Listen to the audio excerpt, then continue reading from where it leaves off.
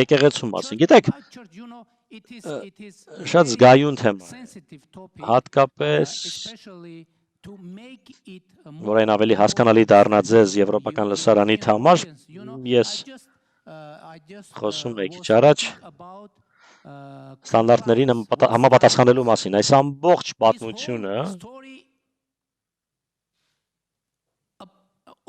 եկեղեցու թեմայով զուտ համապատասխանելու մասին է։ Նախ եւ առաջ համապատասխանությունը եկեղեցու իր իսկ կանոններին։ Ինչ ենք մենք ցանկանում։ Մենք ցանկանում ենք տապանցիկություն, հաշվետվողականություն, համապատասխանություն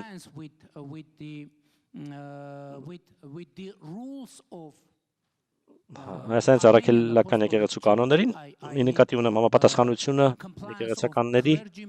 հոգևորականների եւ այլն, քանի որ չհամապատասխանելու իրավիճակը հոգևորականներին դարձնում է ավելի խոցելի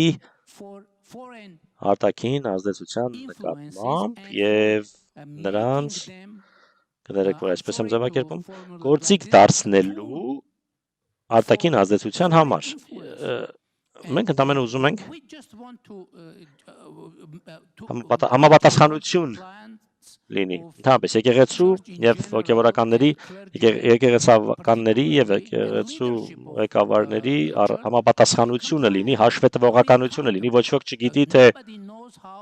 ներ եկեղեցին ինչպես է ֆինանսավորվում, ոչ ոք դա չգիտի, քանի ինչ գումար է մուտք գործում, ինչպես է այն ծախսվում, ու գիտեք, ամենամեծ խնդիրը որն է։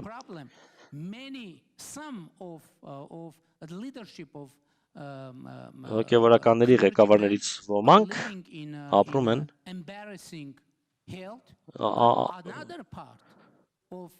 ամոթալի վիճակում, իսկ սովորական եկեղեցականներից ոմանք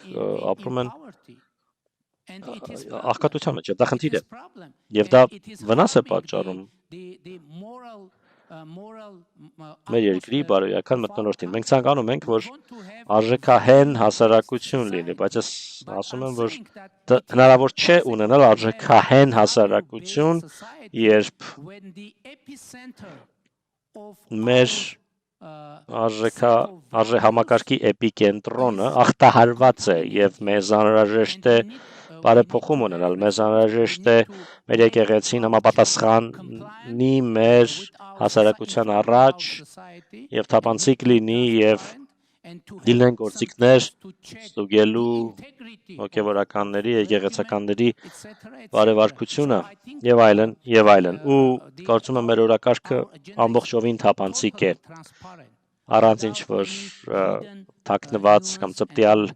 օրակարգերի։ Ոմանք ասում են, թե կառավարությունն ու վարչապետը գործում են ընդդեմ հայաստանյան առաքելական եկեղեցու։ Դա անհնար է, գիտեք, որովհետև ես հետևորդ եմ, ես հավատացյալ եմ հայաստանյան առաքելական եկեղեցու։ Ես Հիսուս Քրիստոսի հավատացյալ եմ, ես հետևորդ եմ Հիսուս Քրիստոսի։ Վերջերս ես հայտարարեցի, որ Հիսուս Քրիստոսը իմ սիրտն է։ Եվ ես չեմ կարող գործել Հիսուս Քրիստոսին դեմ, հակառակ եւ իմ եկեղեցուն հակառակ։ Դա իմ եկեղեցին է, գիտեք։ Ու մեր եկեղեցին է։ 90-ից ավելի տոկոսը մեր կառավարության անդամների հայաստանյան առաքելական եկեղեցու հետևորդներ են եւ իրենք ու մենք ցանկանում ենք համապատասխանի եւ թափանցիկ ու հաշվետու լինի եւ ազնիվ լինի եւ արժեքահեն լինի եկեղեցին։